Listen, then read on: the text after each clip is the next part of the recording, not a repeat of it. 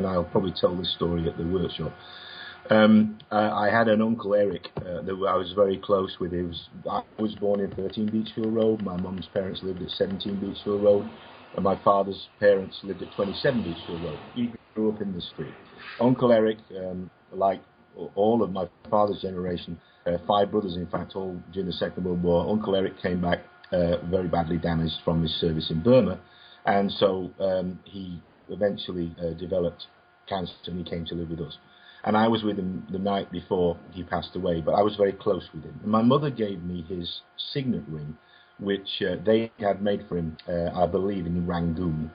And so I had this particular ring. And I wear it, and I still wear it, you know. Anyway, during part of my romping around with the military, I was in the Brecon Beacons, and I used to train regularly in the Beacons on my own, you know, just for stamina reasons. And I'd gone out and I'd had 2 or 3 days out on this wild trek in this huge wilderness area. Gone back to the car. I was loading my kit in the car, and it was shoving it down with rain. And as I just felt my finger, I felt that the ring had gone.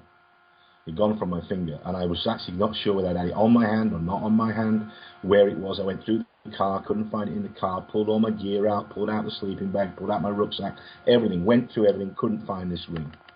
And I stood and I looked out at this mountain range and went, how can I ever go back to my mother and tell her that I've lost Uncle Eric's ring?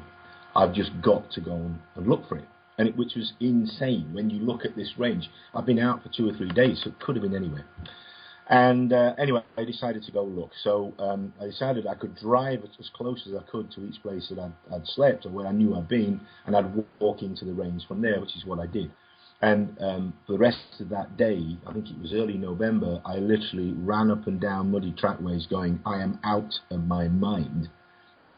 How am I ever? But something in my head went, you have to try. You have to keep going. And so I spent the entire day looking under trees and in bushes and muddy trackways and by waterfalls. And finally, as it was getting dark, I found the copse of trees. I managed to get the other side of the hills and walked in, found the copse of trees where I'd spent the previous night. And I looked around, and as I went underneath the pine trees, a lot of the pine needles had fallen down or fallen off the tree already. So the actual undergrowth, which I hadn't noticed the morning, was literally a golden blanket of, pine needles. Literally just dried out golden pine needles. And I went, well, I'm looking for a gold ring in the middle of a forest. Now you're really crazy. And I was like, okay, you're just going to have to face the music. And I found where it actually slept, and I looked around thinking it may have come off in my hand, and I couldn't see anything. And I went, okay, you've nothing to lose. There's nobody watching you, okay? So I put my forehead against a tree, and I said, I know this is not very important to you, but it's really, really important to me. And I explained about my uncle and my relationship, and I said, I just can't go back. If you can, any way that you can see to me getting this ring back, I'll be very grateful.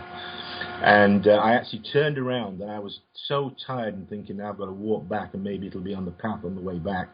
As I literally slid down the tree to sit down at the base of the tree, I put my left boot into the ground, and I put my right boot, which I still have as a boot, into the mulch, this golden mulch. As I put my right boot into the ground, I heard clink. There was? A clink. And I looked down, and there, the heel of my right boot was my uncle's ring.